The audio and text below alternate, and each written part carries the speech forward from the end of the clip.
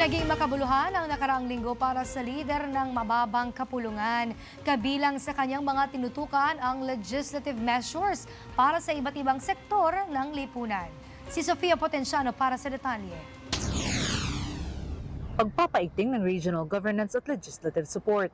Ito ang pangunahing tinutukan ni House Speaker Faustino Boji III sa mga ginanap na pagpupulong sa Kamara noong nakaraang linggo. Nakipag-ugnayan si Speaker D kay Trabaho Party List Representative Joan Moniz Bautista, pati na rin sa mga opisyal mula sa Maguindanao.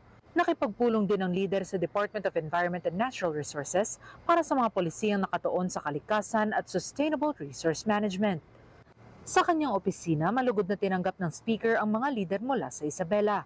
Kabilang na dyan si San Pablo Isabela Mayor Jojo Miro, San Guillermo Isabela Vice Mayor Attorney Bernardine Lucas upang talakayin ang pag-unlad sa kanilang lokalidad.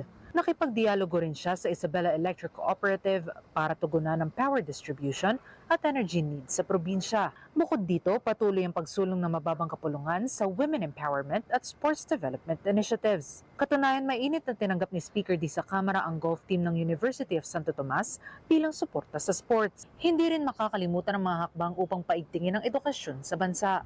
Sa kanyang pagpupulong sa iBloom at Department of Education Director Peter Magsalin, tinalakay niya na Speaker D ang pag-adapt ng Canada Numeracy Achievement Program.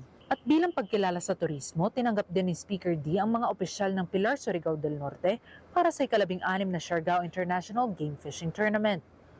Para sa totoong balita sa Bagong Pilipinas, Sofia Potenciano, Congress News.